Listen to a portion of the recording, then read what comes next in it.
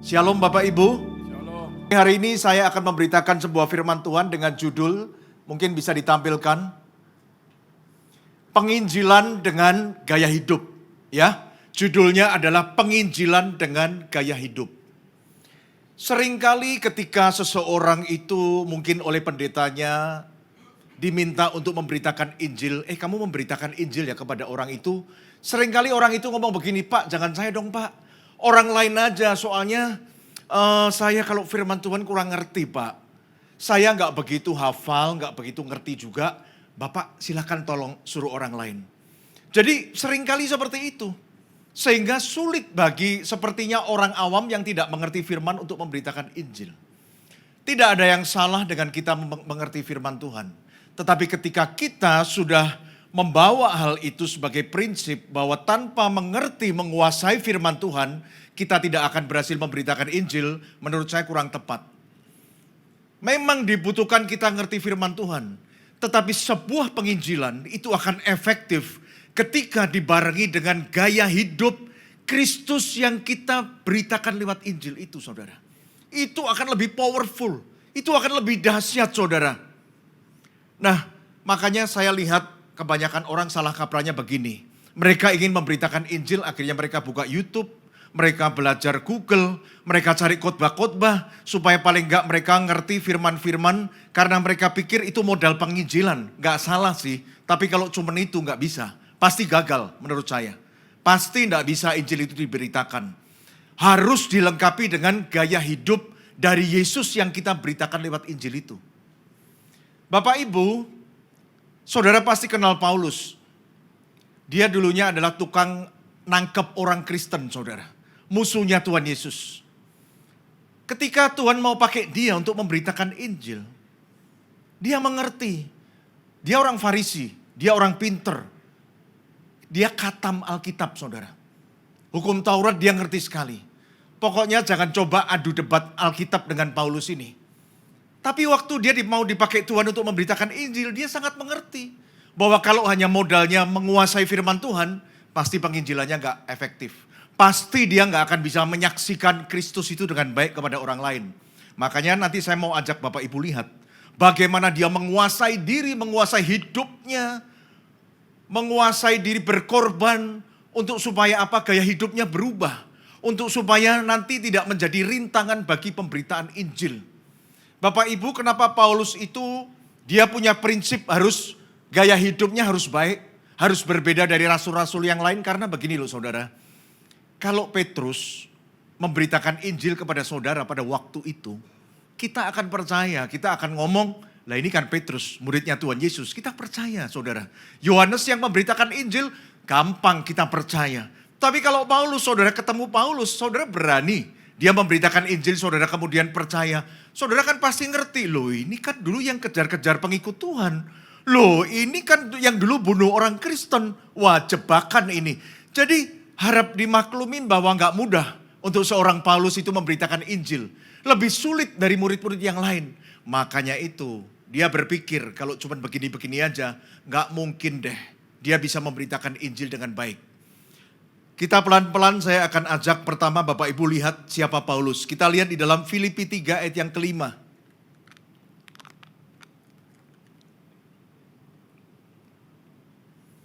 Disunat pada hari ke-8 dari bangsa Israel, dari suku Benyamin, orang Ibrani asli.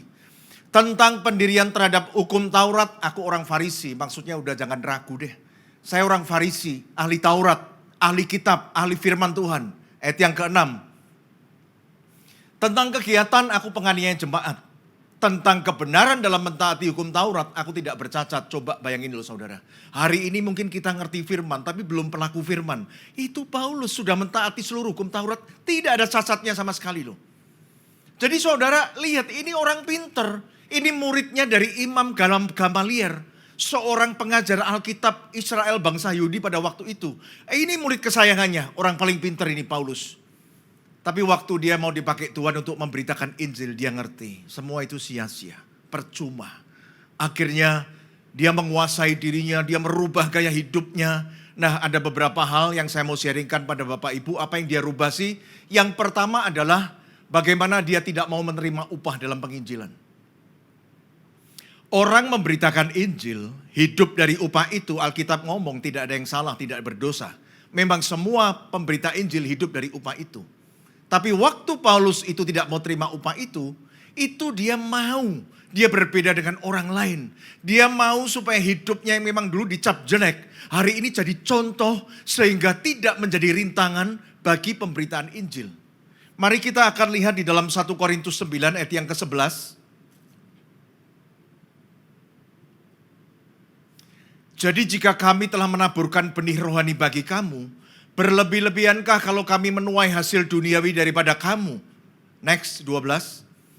Kalau orang lain mempunyai hak untuk mengharapkan hal itu daripada kamu, bukankah kami mempunyai hak yang lebih besar? Tetapi kami tidak mempergunakan hak itu, hak untuk menerima upah. Sebaliknya kami menanggung segala sesuatu, supaya jangan kami mengadakan rintangan bagi pemberitaan Injil Kristus. Akhirnya dia bikin kemah, dia bikin tenda, hasilnya untuk membiayai pelayanannya dan pelayanan teman-temannya, saudara. Ayat yang ke-13.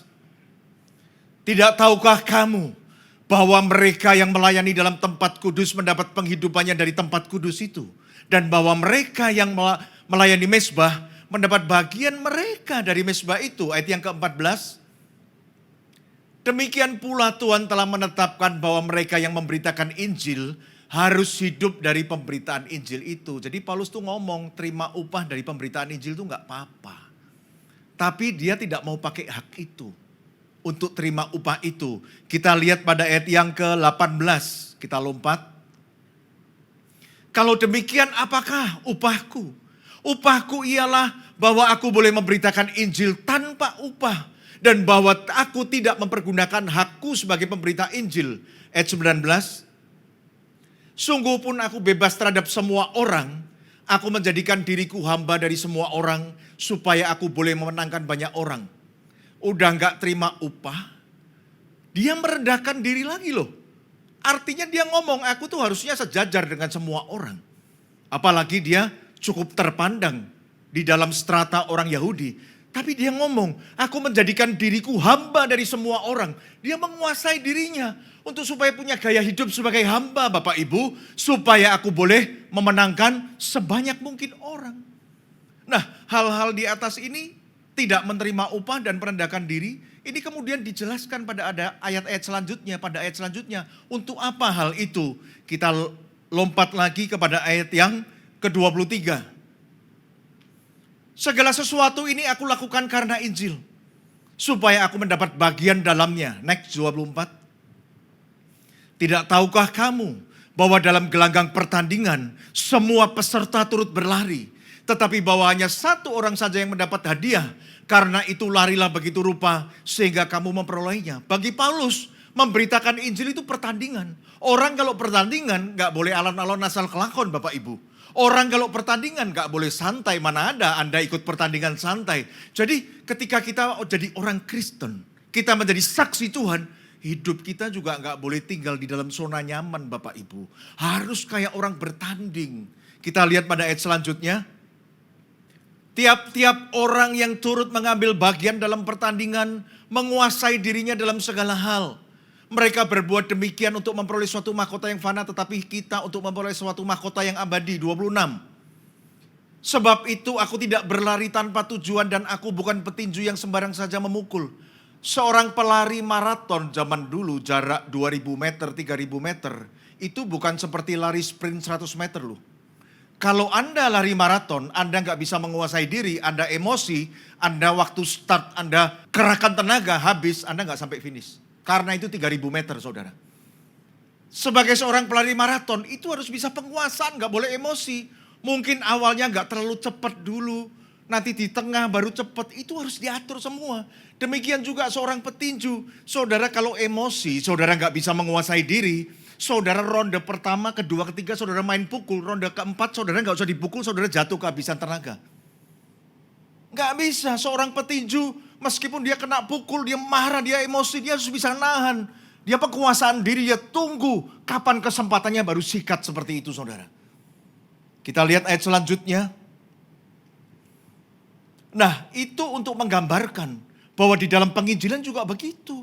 Kita harus melatih tubuh kita. menguasai perkataan kita Bapak Ibu, menguasai perbuatan kita, tingkah laku kita, harus. Tetapi aku melatih tubuhku dan menguasai seluruhnya, supaya sesudah memberitakan Injil kepada orang lain, jangan aku sendiri ditolak. Nih misalnya begini nih, kita ketemu orang nih, kenalan. Hari ini kita beritakan Injil nih, besok ketemu lagi. Kita beritakan, kita saksikan tentang Yesus. Lama-lama ketemu akhirnya orang itu ngerti bahwa hidup kita gak baik. Karakter kita gak baik. Akhirnya kita ditolak. Nah kalau kita ditolak, dia gak mau ketemu kita lagi. Terus apa jadinya dong dengan firman Tuhan yang kita sudah berapa hari yang lalu kita sampaikan kepada orang itu? Ya ditolak, itu yang ditakutkan Paulus. Jangan ketika aku sudah memberitakan Injil, aku ditolak. Berarti sia-sia. Pemberitaan Injil itu sia-sia.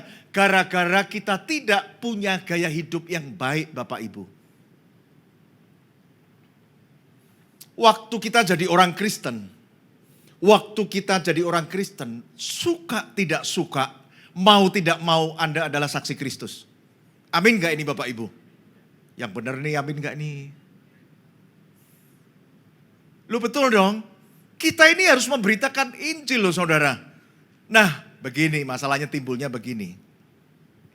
Waktu kita jadi orang Kristen, waktu kita jadi hamba Tuhan memberitakan Injil, itu ada satu harapan. Dari orang-orang yang kita beritakan Injil itu, harapannya adalah bahwa hidup kita harus lebih berrohani dari mereka. Hidup kita harus lebih baik daripada mereka. Oh iya dong, saya rasa gak terlalu berlebihan tuntutan itu. Loh karena kita ngomong firman kok, karena kita ke gereja kok, wajar dong. Ketika Anda bertemu orang mengharapkan hidup kita harus lebih baik dong dari mereka. Kita bahkan dianggap guru, kita dianggap mentor. Tapi apa yang terjadi? Ketika hari demi hari, waktu demi waktu, tambah kenal, tambah mereka tahu bahwa gaya hidup kita gak baik. Ternyata ngomong kita lebih kasar dari mereka. Ternyata kita lebih gak jujur dari mereka. Ternyata hidup kita lebih gak baik, lebih gak tertib dari mereka. Ternyata kita lebih malas dari mereka. Yang mana bisa Injil itu diberitakan, saudara? Gak bisa. Kekristenan tidak pernah dihancurkan oleh penderitaan dan kesulitan. Kekristenan justru tumbuh dari penderitaan dan kesulitan. Tetapi kekristenan hari ini dihancurkan oleh kenyamanan dan gaya hidup yang tidak seperti Tuhan Yesus. Hari ini kekristenan bukan ditutup oleh orang luar. Hari ini kekristenan berkurang karena orang kecewa, kepahitan. Orang Kristen kecewa, kepahitan melihat gaya hidup hamba Tuhan, terutama gaya hidup hamba Tuhan anak raja, kemakmuran. Saya kasih tahu nih, gaya hidup itu bahaya sekali. Makanya judulnya adalah penginjilan dengan gaya hidup. Gaya hidupmu bisa bawa orang ke Tuhan. Gaya hidup kita juga bisa bawa orang menjauh dari Tuhan loh, saudara. Seberapa pintar Anda firman Tuhan, kalau gaya hidupmu gak seperti Yesus yang kita beritakan, sudah habis kita. Anda lihat gak, gereja di Eropa hari ini kosong. Menyedihkan loh. Ada yang dijual jadi restoran, ada yang dijual jadi tempat agama lain, ada yang dijual jadi diskotik, jadi pub. Ada juga yang masih bertahan tapi kapasitas 1.000 isi tidak kurang dari 100 orang. Itu di Eropa, Amerika. Nah begini, kalau gereja itu pernah dibangun kapasitas 1.000 berarti dulu pernah rame dong. Kenapa sekarang gak ada orang? Kenapa? Kenapa orang gak mau ke gereja lagi? Ya itu tadi. Itu dimulai dari tahun 80-an Bapak Ibu. Saya mau cerita sedikit nih. Bahwa gaya hidup hamba Tuhan kemakmuran ini menghancurkan kekristenan dari dalam. Karena gaya hidupnya berbeda dengan Tuhan. Tuhan Yesus maksud saya. Tahun 80-an itu adalah era penginjil-penginjil karismatik Pantekosta di Amerika, Eropa itu masuk TV semua. Saudara nanti klik ya, pulang ke rumah klik Google. Saudara cari begini kata-katanya. Kejatuhan para pendeta karismatik Pantekosta. Nanti keluar semua tuh, dari tahun 80 sampai hari ini keluar semua tuh. Yang dari Eropa, Asia keluar semua tuh. Di tahun 80-an itu, aduh saudara, itu kalau orang khotbah di TV, itu yang nonton bukan di gereja loh, yang nonton seluruh dunia. Coba bayangin berapa puluh juta orang. Itu kasih persembahan semua loh. Karena memang top-top dulu pendetanya. Tapi mereka akhirnya satu persatu jatuh dan menyebabkan kepahitan. Orang sudah gak mau jadi Kristen lagi. Orang gak mau ke gereja. Ya karena ulah-ulah seperti ini. Gaya hidup kemakmuran ini. Salah satunya saya nggak sebutkan nama, tapi nanti saudara klik, saudara pasti ketemu. Ada seorang pendeta, itu top banget. Tapi akhirnya masuk penjara karena menggelapkan uang jemaatnya 158 juta US dollar. Itu uang jemaatnya digelapkan untuk beli 6 rumah mewah. Dan dia punya kandang anjing beberapa, itu pakai AC semua saudara. Kadang kalau kita pelayanan kita tidur aja nggak pakai AC ya Pak Henry ya. Ini anjing, kandang anjingnya pakai AC loh saudara. Coba bayangin. Dan pada saat yang sama itu terbongkar perselingkuhannya dengan asisten pribadinya. Sehingga dia harus membayar 250 ribu US dollar untuk menutupi kasus itu. Dan setelah waktu dia di penjara, dia dicerai sama istrinya. Aduh saudara, itu orang dari seluruh dunia itu ngerti semua. Mereka kepahitan. Itu baru satu. Ada lagi satu pendeta terkenal dari Amerika Serikat. Itu pokoknya top di Amerika. Itu pada tahun 2000. Akhirnya ketahuan dia punya anak di luar nikah. Dan terbongkar juga 4 perselingkuhannya. Saudara, terbongkarnya lucu. Justru pada saat pendeta ini ditunjuk sebagai konselor atas Presiden Amerika waktu itu Bill Clinton yang terlibat kasus pelecehan seksual dengan asistennya Monica Lewinsky. Coba bayangin Bapak Ibu. Ditunjuk sebagai konselor tapi justru waktu itu terbongkar bahwa dia juga gak kudus saudara. Waduh, saudara, itu benar-benar kekristenan dihancurkan dari dalam. Itu yang menyebabkan hari ini Amerika orang gak mau ke gereja. Itu baru 2 yang saya ngomong. Saudara nanti klik itu, saudara belajar itu, buka semua di situ. Itu di Amerika. Akhirnya merembet sampai ke Asia, ke Korea Selatan. Di Korea Selatan itu ada satu gereja karismatik Pantekosta terbesar di dunia. Tahun 90-an sampai tahun 2000, semua gereja besar di Indonesia akan mengutus utusannya untuk belajar di gereja itu. Tapi akhirnya kita sama-sama tahu, pendetanya masuk penjara karena pakai uang jemaat untuk membiayai bisnis adiknya. Saudara lihat gaya hidup seperti ini. Menghancurkan sekali saudara. Gak jadi berkat. Akhirnya orang gak mau Kristen, merasa tertipu. Gak mau jadi ke gereja, pindah agama lain, akhirnya gereja kosong. Di Singapura saudara ngerti, seorang pastor masuk penjara juga. Pakai uang jemaat untuk membiayai istrinya menjadi artis. Susah ngomong apa kita. Dan hari ini sudah masuk Indonesia. Di Sumatera kemarin saya ketemu hamba Tuhan dari BES, dia cerita. Di Sumatera terjadi perpindahan besar-besaran. Jemaat dari gereja Pantekosta Karismatik pindah ke Protestan. Masih untung Pak Edri masih mau ke gereja, maksud saya. Tapi dia sudah gak mau di gereja seperti itu. Karena apa? Muak. Lihat gaya hidup pendetanya. Kemakmuran seperti itu. Nah suatu hari, kira-kira 2 bulan yang lalu, saya ditelepon sama seorang gembala BES dari sebuah kota di Indonesia. Dia ngomong sama saya, Pak, saya mau cari tempat lagi pindah gereja. Saya mau cari tempat yang lebih besar. Loh, kamu kan baru pindah tempat, saya tanya. Kan belum lama, belum ada setahun kamu pindah tempat. Tempatmu juga bagus yang sekarang ini. Kapasitas bisa 150. Ibadah pagi, ibadah sore. Ah, kamu bercanda nih, baru pindah. Jemaat juga belum penuh. Ya hampir-hampir penuh, mau cari lagi kapasitas 2 kali lipat. Saya anggap itu bercanda, saudara. Berapa hari kemudian saya ngomong dengan teman saya yang koordinator di gereja itu. Dia cerita, rupanya di kota itu terjadi begini. Sebuah gereja karismatik Pantekosta, ya sorry lah gereja kemakmuran lah. Itu jemaat 40 ribu, itu sekarang tinggal 20 ribu saudara. Separuh banyak yang sudah gak mau ke gereja, kepahitan sama hamba Tuhannya. Nah separuh lagi itu nyebar di beberapa gereja agak besar di kota itu. Sehingga teman saya itu cerita, kamu tahu gak Pak Cipto? Ini beberapa gereja ini sampai dia beli lahan-lahan di sampingnya loh. Untuk dibangun tempat lagi loh, untuk menampung limpahan itu.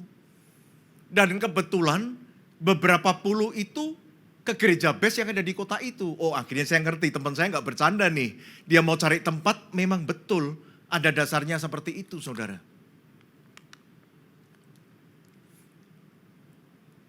Gaya hidup yang tidak baik dari seorang hamba Tuhan, itu bahaya.